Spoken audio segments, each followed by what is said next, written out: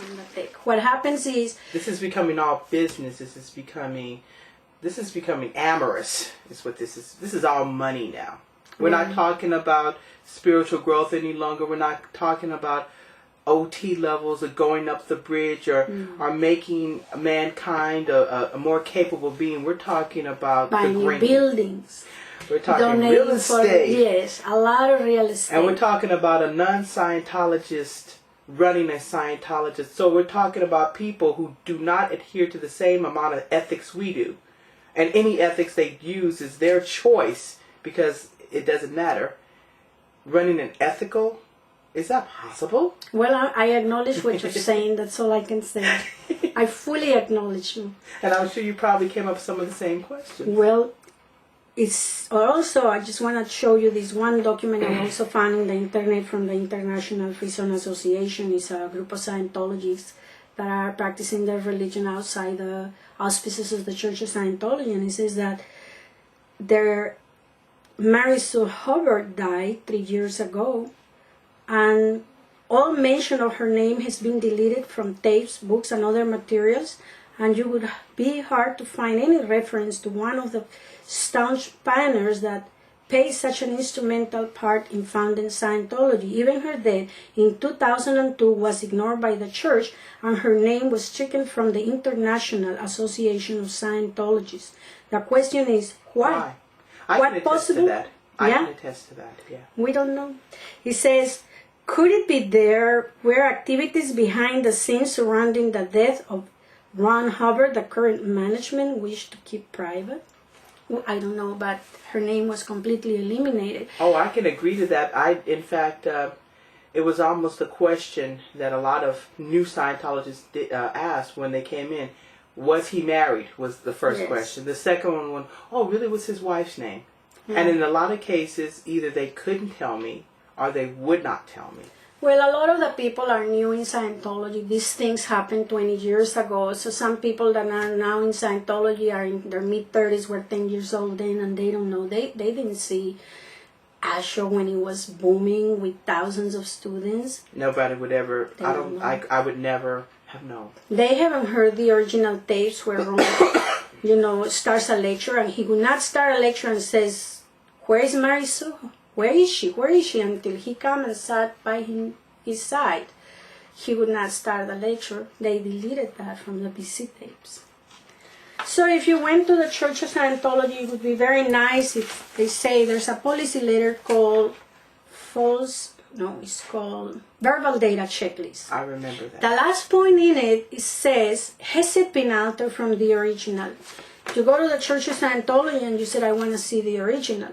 I asked, I was not shown the original. I was told, basically. And now, 20 years later, because this is 2007, if you say, I want to see the original, they would be showing you the altered, thinking it is the original. Right.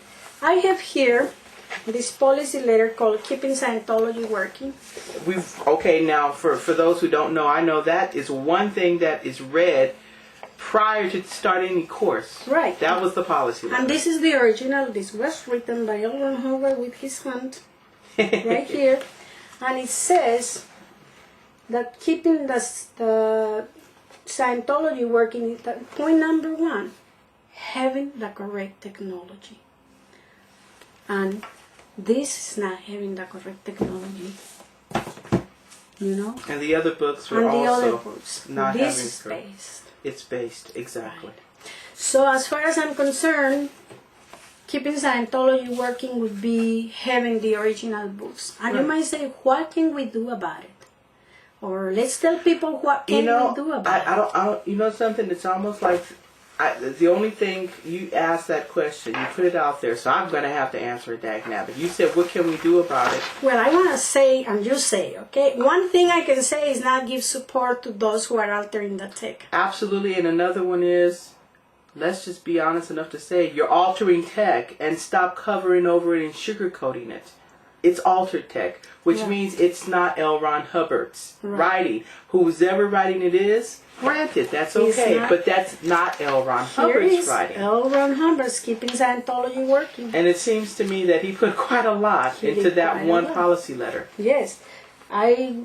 challenge you to go and ask the church to show you these original materials. I doubt you know something, it would never dawn on me that the stuff that they had currently in their library was not the original materials until now. Right, well, the new people don't know. And Exactly. So, right. some people who are pretty sharp, they notice, what is this based on the works? If it says here, you know, keeping Scientology working, this doesn't make any sense. Many people had asked me, this doesn't make any sense. I noticed that. I asked questions and, well, it didn't go so well for me. Well, just to let you know, there is a group of Scientologists all over the world that are delivering Scientology. For those who want to know more about this, they would have to do their homework. After we publish this interview on the internet, we will put some websites that people can safely go and see and learn more about it. Absolutely. There's one group that you found. What's the name of your group that you found? You mean the Freezone? The Freezone Earth? The Freezone Earth. If my There's one called the International Freezone Association, right. also, and there's several other ones. And that's what you can do, not support those who are altering the tech, do your own research. Right. Ron says the road to truth is all the way to the end.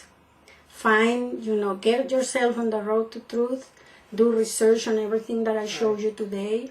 Make your own conclusions, who's running the show, why the tech is being altered, what are the original purposes of Ron Hubbard compared to the purposes in present time, what were the stats back in the 70s, what are the stats now, what is it that... And are the stats the truth?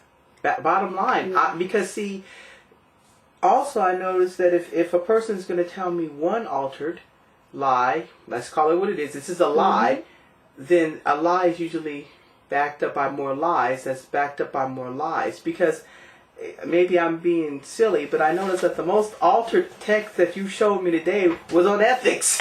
Well, yes. Not only that, let's take a look at the new course that they're delivering called the Professional Metering course. Right. I don't understand how can you be a professional in the e-meter if you have never audited a second, a minute, an hour. How can you know how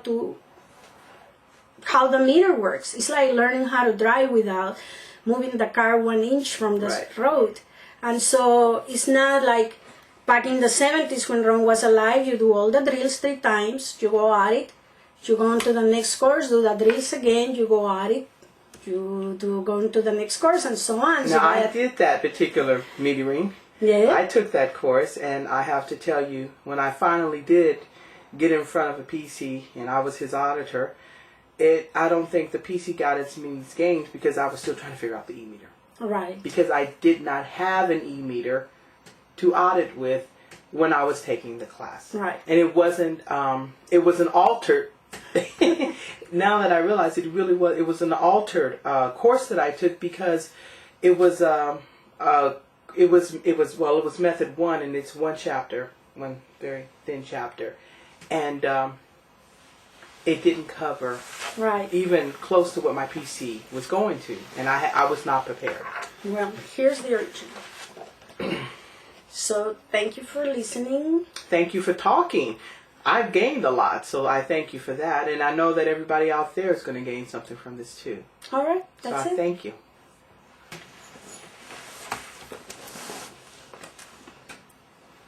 This has been a FreeZoneEarth.org production.